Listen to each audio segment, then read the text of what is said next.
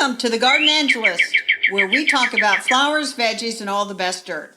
I'm Carol Michael from Indianapolis, Indiana, where I have a suburban garden measured in square feet. It's less than a third of an acre. And I'm Dee Nash from Guthrie, Oklahoma, where I garden on several acres out in the country. We call ourselves Garden Angelists because we are evangelists for gardening. We love gardening and we want others to love it too. Yes, we do, and we aren't afraid to spill the beans and tell all of our gardening secrets, the good, the bad, and even the ugly. But that's enough of who, what, when, where. Let's move on to this week's episode. Hello, Carol. Hello, Dee. Guess what's going on outside at my house? Snow? Sleet and ice. Yay. We had rain. No, not yay, because I can't walk outside. I know, but you're supposed to get some sleet and rain. You live in Indianapolis. That's right. So inside, my microgreens are going crazy. I got to eat them a lot faster now because I'm starting to get like a backlog of them, or, a big supply. I think that's funny. Yeah, Girls got to have hobbies in the wintertime. Guess what else I found out, Dee? What? I found out that 2021 is the year of Brood X of the 17-year cicadas. And Brood X, there's 17 broods. Brood X is the big one, the great big one that you're making faces. Yeah, I'm not a big fan of those. It's going to affect 15 states, including Indiana, and we are expecting billions of cicadas to hatch out of the ground. They hibernate. Is that what the word hibernate? For 17 years. And then they come up. Pupate. For 17 years. And so there's different broods every year, but Brood X, that's the big one. The only time I've ever seen and heard those cicadas were when I was in North Carolina, in Asheville, and they are very, very noisy. We get cicadas in Oklahoma, but ours are pretty much annual ones. And interestingly, guess what likes to eat cicadas in Oklahoma? Cicada killing wasps? Yeah, well, not technically eat them, but yeah. No, I was thinking about snakes. They are a favorite food of snakes. I did not know that, but I do know, the years that I remember Brood X, if you live near woods, and there's woods across the street from the people across the street, they are loud, very, very loud. Yeah, they're loud. Oh, well. So, enough about me and my big cicadas. What's going on in Oklahoma? Well, my sweet pea seeds are soaking on the countertop. I should be able to plant them today, and I decided to save back a few to go ahead and direct sow too. We'll see what happens. And then I also went out in the greenhouse and I used rubbing alcohol on all my plants to kill the mealybugs, and it worked. I used a Q-tip, Yay! Rubbing alcohol, and all the plants are feeling a lot better, which makes me happy. Which is good. On the sweet peas, I told you I was going to direct sow all mine. Yeah. And I've got this one packet that I got from Botanical Interest. I think it's called Little Sweetheart. I'll have to look that up. But they're more for containers or hanging baskets. Yeah. So I decided, and I posted on a little YouTube video the other day, I am going to actually start those indoors and see if I can get them to bloom much earlier in the spring in hanging baskets. I think you can. I think you'll get them. It'll work because I've done it.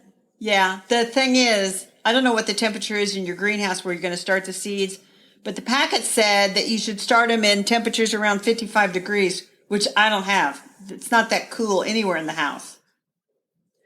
It's probably that cool in my frames, my cold frames. And I think that's where I'm going to start them this year. I'm going to put them out there instead of putting them in the greenhouse. The greenhouse is 67 degrees, so it's a little warm. Although I've started them at 67 degrees and it's worked too. So they're just, we're kind of overthinking this whole sweet pea thing. So shall we move on to our quote?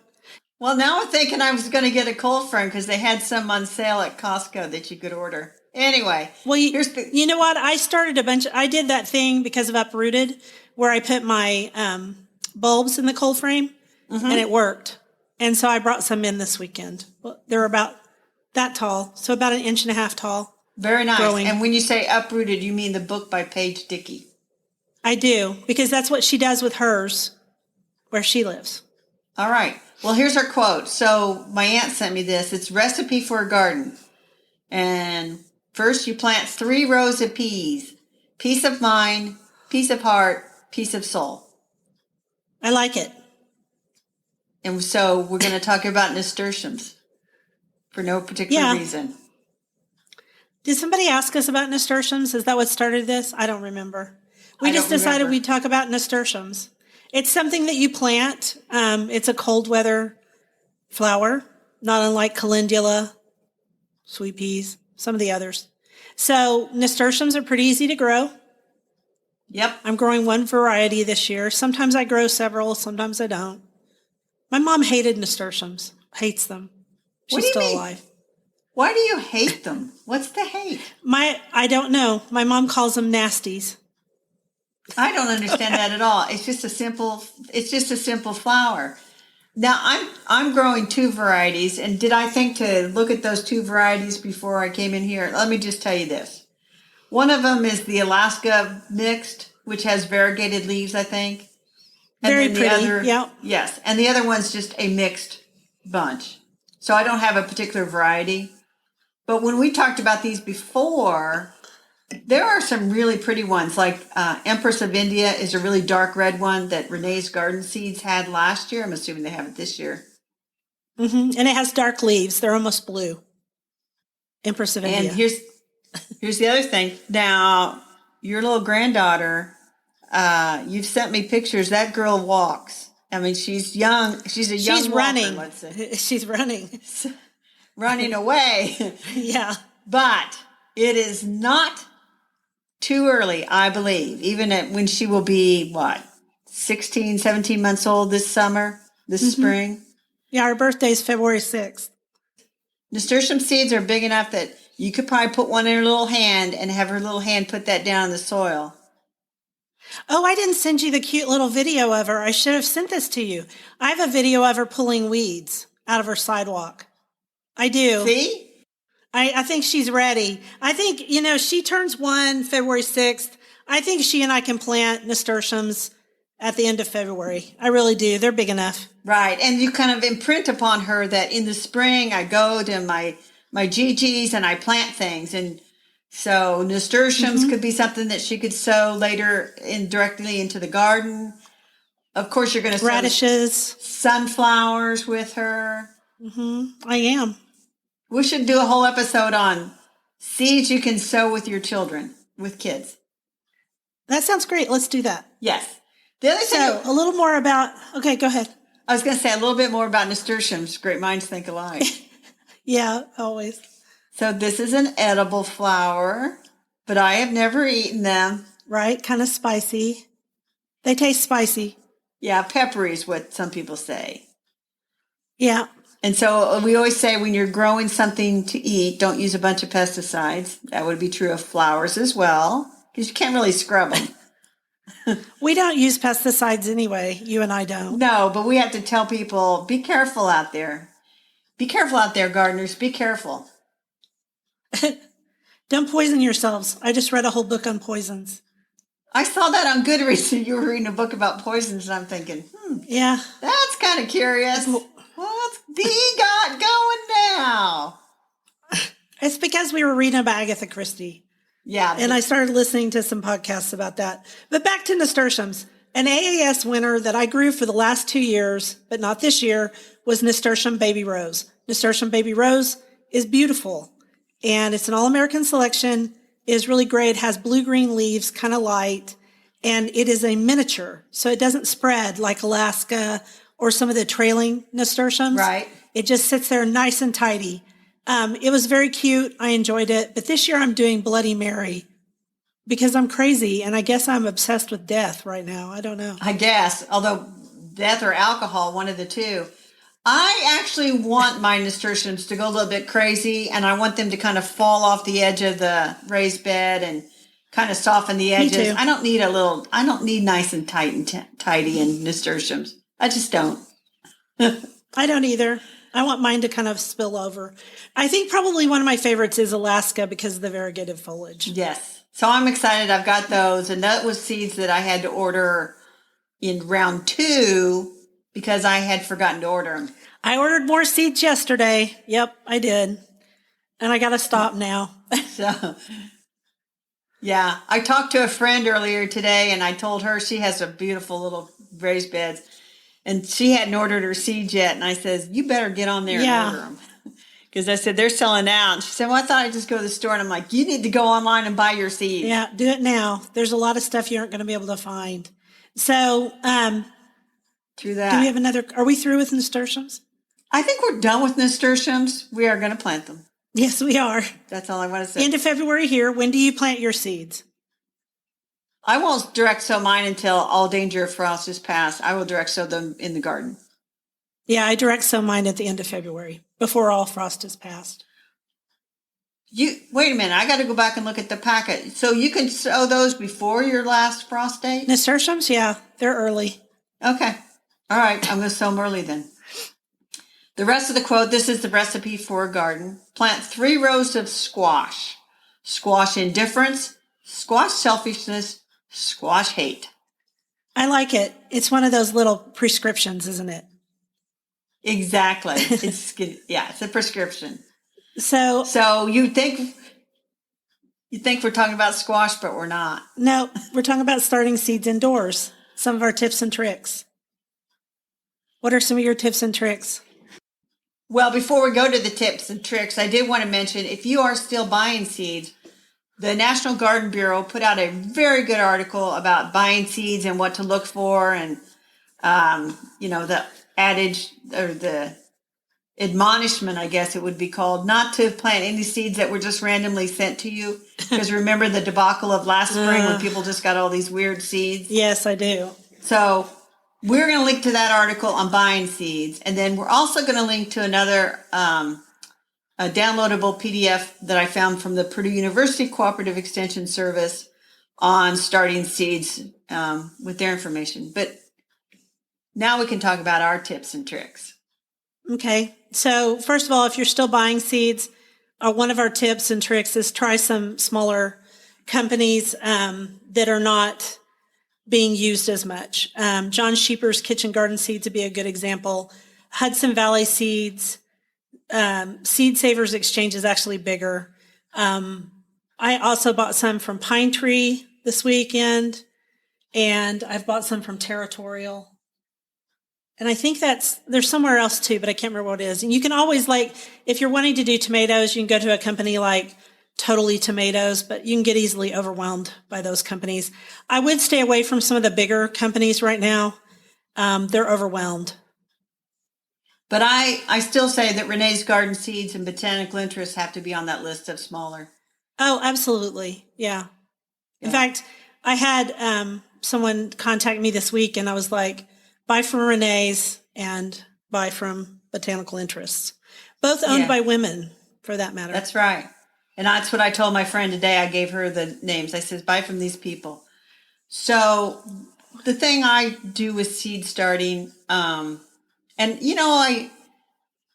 to think a little bit about how I do it because it's just I've done it for so many years. First of all, I use lights. And I don't worry that there's special grow lights. I just have shop fixtures that I bought at the hardware store.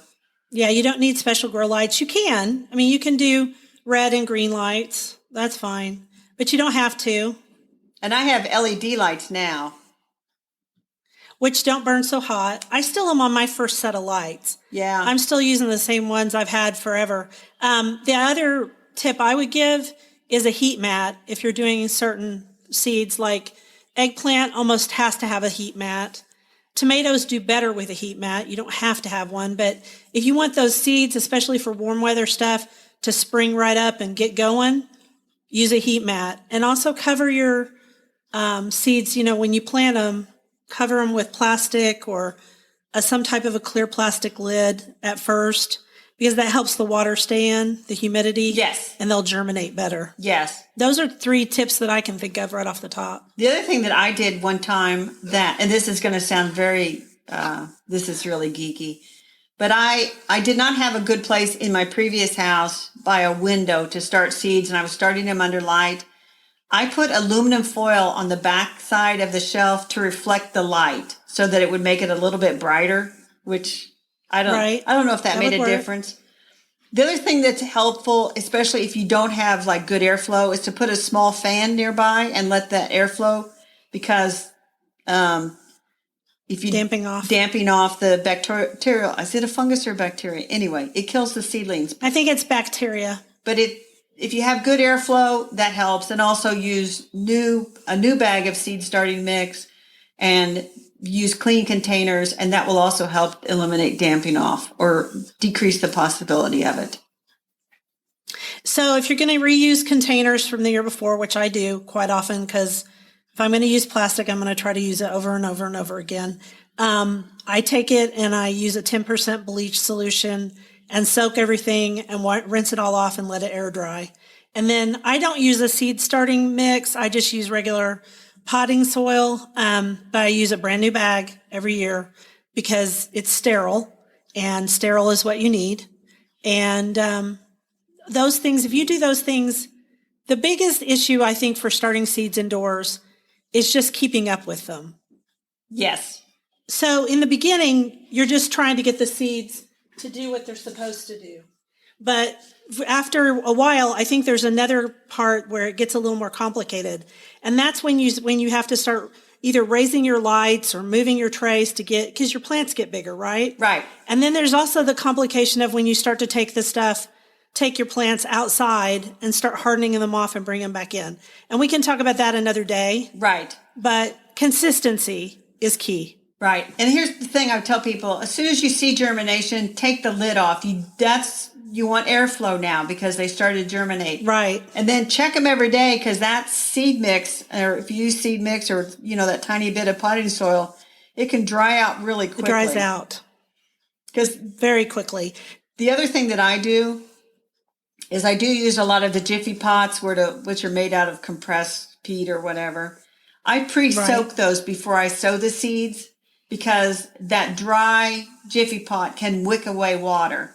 And so I soak those really good, almost to the point where they're falling apart, which kind of defeats the purpose of them. But I soak them really good. I really dislike Jiffy pots for that very reason. So I don't use them too much. Botanical Interest has come out with pots that are made out of cardboard, and so has Proven Winners. So if people want to try to use a different type of pot, they can do that. You can also make pots out of toilet paper rolls. You can do it where you can get those seed stamping. They're formed, you form them by using like newspapers and stuff like that. There's different ways to do it if you want to do that. I just reuse my plastic over and over and over again. And then I also use a lot of takeout food containers, and then, move them around. So true that. And here's another thing that I will say, my experience of microgreens have shown me. Really fresh seed from that's packaged for this year really will germinate a lot faster than old seed. And so keep that in mind. Because I can't believe how fast some of the new seeds I got for microgreens are germinating compared to the seeds that I had that were like 2 and 3 years old. Huge difference. Right. I was like, oh my gosh, look how fast they're going. That's why I've got this surplus. Yeah, because you didn't expect them to do that well, huh? Right, I guess. So anyway, those are our tips. Those are our tips for this year. Also, you've got more info from the Purdue Cooperative Extension Service. Yes. And we will link to that. And then you're going to read our next part of our quote. Yes. Plant 3 rows of lettuce. Let us be kind. Let us love one another. Let us grow our own food. I love that. So on the bookshelf this week, we were going to do a different book, but then we decided we're going to talk about houseplants next week. That's right. So we moved that to the next week. But this week, you actually wanted to talk about my little book. Yes, the 2030-something Garden Guide, a no-fuss, down and dirty gardening 101 for anyone who wants to grow stuff. And I think now more than ever, people need this book, because there are people that are just starting to garden. They got no clue what they're doing. This is the book. And in fact, anybody that's starting a new garden, or when my nieces and nephews have moved to a new home, that has been their gift. I think there are going to be more people gardening this year than even last year. And I'm basing that on people who have contacted me to do garden coaching for them. And yes, I will return all of your emails as soon as possible. I've just not been able to do it this past 2 weeks. I'm getting a lot of garden coaching. I have not stopped garden coaching all winter. And now lots and lots of people are contacting me. And yes, they're first time gardeners. They don't have a clue as to what they're doing, which is fine. Anybody can learn to garden. It just takes a lot of patience. I am not doing garden coaching for various reasons. I just don't want to. But I will answer questions of friends. You don't have to. I will answer questions of friends. I answer my sister's questions all the time. And, if people call and ask. And my neighbor emailed me about finding some different seeds. I'm happy to do all of that. But I don't want to go out and coach. Nah. I love helping people, so I'm really glad to do it. Wait a minute. And I'll probably start back up next It week. sounds like I don't like to help people, Dee. I think you like to help people. You just like to do it in your own way. That's true. I just do it. Anyway. So if anybody wants to buy my book, you can buy it online. You can buy it locally in Oklahoma too at various bookstores, but you can order it off of all the different places. It's easy to find. That's right. And it does start out really simple and there's a lot of good information in it. I feel weird talking about my own book, but that's okay. Okay, because to finish off the 3 rows of time. Time for each other, time for family, and time for friends. And then I found another version, so I got to finish this off. 3 rows of turnips. Turn up to help, turn up to etc. Water freely, cultivate with love, you reap what you sow, blah, blah, blah. We just ruined it by that. It's a sweet poem. I'm sure people have seen it. I think Carol, what you guys don't know is Carol's having a heck of a time with her recording this time. And so I think she's ready to move on to our dirt. Yes, I am, because I have no idea. We'll see. We'll see what happens here. So the dirt is I have read 2 different articles about people going out into their gardens and really kind of digging around for the first time. And so There's an article found about someone who found gold coins inscribed with the initials of Henry VIII's first 3 wives. So these medieval gold coins, I'm not going to find medieval gold coins in my garden. Do you think? No, we don't live in the right town. And then there was a woman who had a cement slab that she was actually using where she mounted on her horse or something. And it turned out to be a rare Roman relic that probably... Oh, my goodness. Somebody in the 18th or 19th century had taken from Rome and brought to Great Britain. So I always... No, probably not, actually. It probably was a Roman ruin in Britain. Because Great Britain is so old that they have their own Roman ruins. So my suspicion is it just was a rare Roman stone. But okay, anyway, go ahead. It turns out it's a marble slab. Have you ever found anything interesting while digging around in your garden? No, I don't live in an interesting part of Oklahoma. There are no arrowheads here. If I lived out west, I would find more. There weren't any really Native Americans in my section. I always claim to find stuff when I'm digging around, but I've never found anything either. My dad grew up in a farm in southwestern Indiana, and they would find arrowheads all the time. In fact, I've got a shadow box here that has 6 of those arrowheads on it that they found in those fields. Tons of them, That's but not cool. here. Nothing here. I claim on my April Fool's Day blog post of digging up buried treasures, but... Yes, you always have done that, but you really don't dig them up, do you? No. And I've always been interested, this is going to sound weird, in getting a metal detector and going around like those people on the beaches and stuff, trying to find stuff. We have a former superintendent that did that, and ultimately he bought a gold mine in Arizona. So see where that could lead to? I'm not going to buy a gold mine, but I think sometimes I should get myself a metal detector.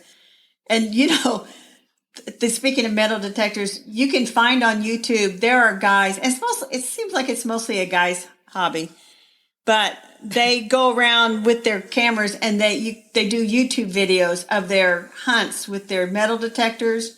And a lot of them are like in the woods of England and stuff, and they get permission from the local landowner. You always have to have permission.